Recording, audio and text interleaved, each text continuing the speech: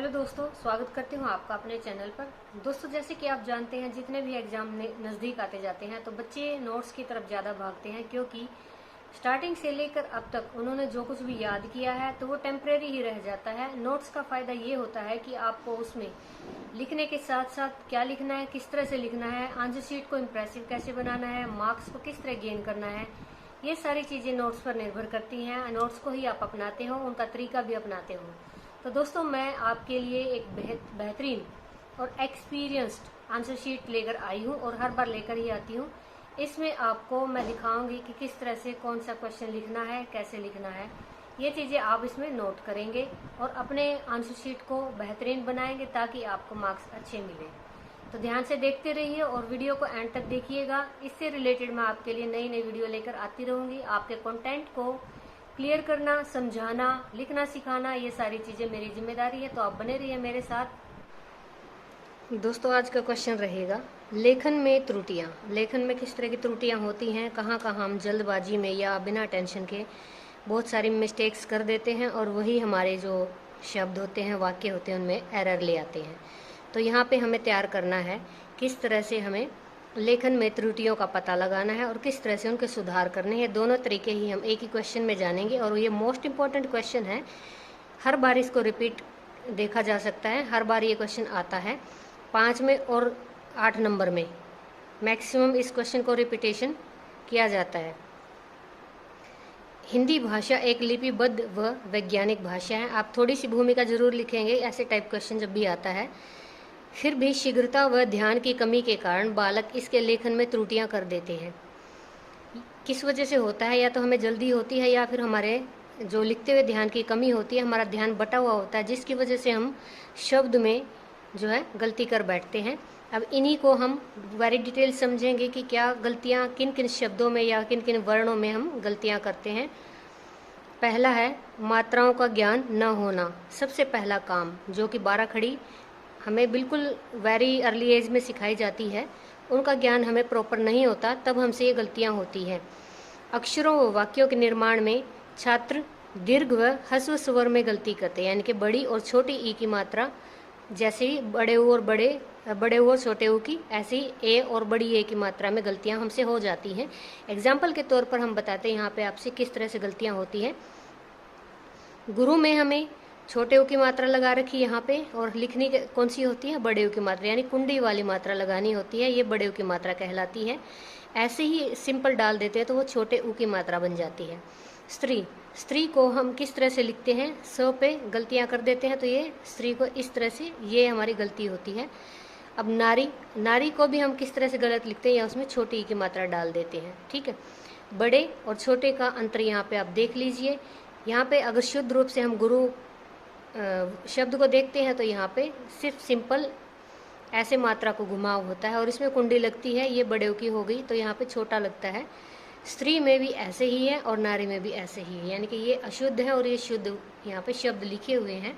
ऐसे बहुत सारे शब्द हो सकते हैं जिनमें हम छोटी ई और बड़ी ई इस तरह की मात्रा की गलती करते हैं, या ऊ में भी गलतियाँ करते हैं, ए में आ में भी कर बैठते हैं कई बार।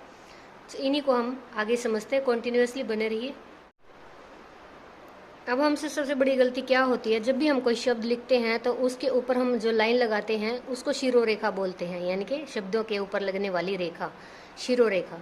इसकी समस्या हमें कई बार आती है। जल्दबाजी में हम उन शब्दों को, जैसे मैंने यहाँ पे देखिए, यहाँ पे आधे आधे शब्दों पर यानी वर्णों पर यहाँ पे मैंने मात्रा को लगाया हुआ है, तो ये शीर्ष रेखा मैंने कंप्लीट नहीं की है। इस तरह की गलतियाँ हमसे जल्दबाजी में हो जाती हैं। अधिकतर बालक शिरोरेखा का प्रयोग उचित प्रकार से नहीं करते, जिसके कारण शब्दों में अक्षर परिवर्तित हो जाते हैं। जैसे कि हमने भ लिख दिया और म लिख दिया, दोनों अगर लिखने पड़ जाते हैं तो शिरोरेखा के कारण भ हमारा म बन जाता है और म कई बार हमारा भ बन जाता है। ये गलतियाँ हमसे होती हैं। उदाहरण के रूप में देखिए, यहाँ पे धनुष लिखना है तो शिरोरेखा गलत लगाने से यहाँ पे धनुष बन गया, घड़े वाला। भारत माता है यहाँ पे, अगर हम अच्छे से यहाँ पे नहीं लगाएंगे तो भारत भाता भी बन जाता है। ये भी गलतियाँ होती हैं। धर को हम कई बार घर लिख बैठते हैं, इस तरह से ये गलतियाँ होती हैं। यह है शिरोरेखा की समस्या की वजह से लाइन हम यहाँ पे ऊपर इनके प्रॉपर नहीं लगाते हैं। थर्ड है रेफ व रकार की अनुचित प्रयोग। यानी कि रेफ और रकार को भी हम गलत तरीके से लिखते हैं। यानी कि कौन सी मात्राएं होती है रेफ रकार में, जैसे शब्द के पैरों में लगती है और ऊपर लगती है, ये रेफ रकार की मात्राएं होती हैं। बालक इनके प्रयोग में भी गलतियां करते हैं, जैसे कि कर्म, कर्म शब्द उन्हें लिखने के लिए दे दिया जाता है तो उसमें वो शब्द को बिल्कुल र को अलग ही कर देते हैं। इस तरह से ये अशुद्ध है, यहाँ पे ये शुद्ध है। ये मात्राओं में भी वो गलतियाँ करते हैं, रेफ और रकार की मात्राएं। फोर्थ में है अनुनासिक की समस्या। अनुनासिक क्या होता है? अर्धचंद्र बिंदु और बिंदु, इस तरह से इनमें भी गलतियाँ होती हैं, जैसे चांद और चांद। अब हम चांद को लिखेंगे तो हम कैसे लिखेंगे? यहाँ पे चंद्र बिंदु चांद और यहाँ पे इस तरह से, तो इसमें भी गलतियाँ हो जाती हैं। अब इससे आगे हम चलिए देखते हैं। नेक्स्ट इसमें अनुस्वार का गलत प्रयोग करना। अनुस्वार क्या होता है?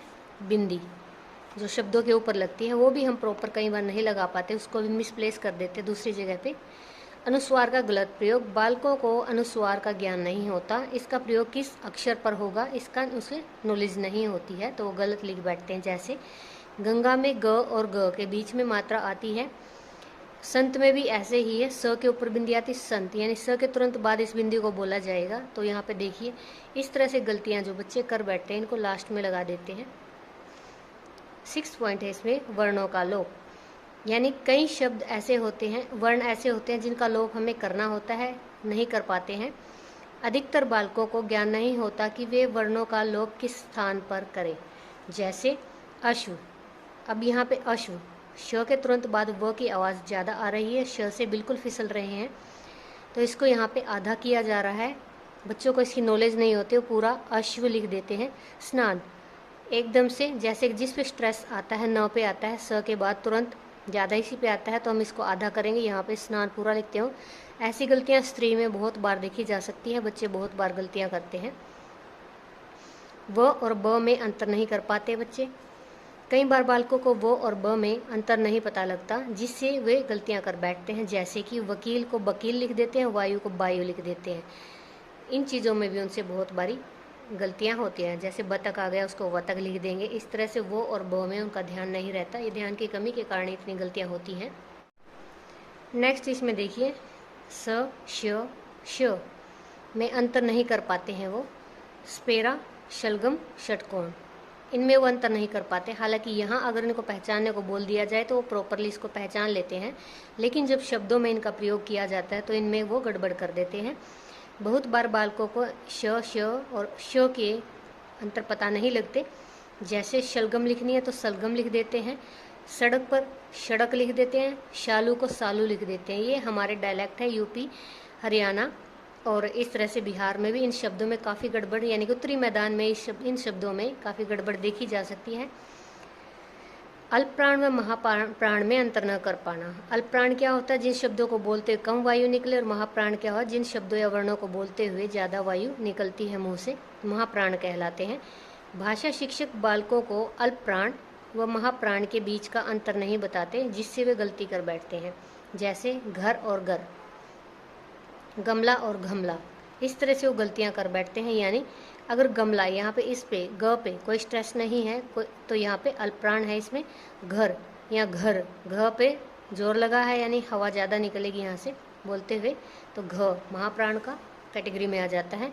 तो इस तरह से ये छोटी छोटी गलतियाँ हैं। इनमें और भी बहुत सारी गलतियाँ, आप खुद भी इन चीज़ों को नोटिस करते हैं, आपसे भी होती हैं, हो जाती हैं। तो ये चीज़ें आप खुद भी इस क्वेश्चन को और बढ़ा चढ़ाकर इसमें 12 से 15 आप जो हेडिंग्स हैं वो लिख सकते हैं, और इस क्वेश्चन को और लेंथी कर सकते हैं according to your marks.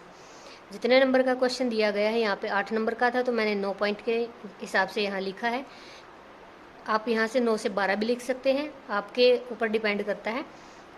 Last में फिर निष्कर्ष लिखना ज़रूरी होता है। ऐसे टाइप क्वेश्चन को कभी भी निष्कर्ष के बिना ना छोड़ें।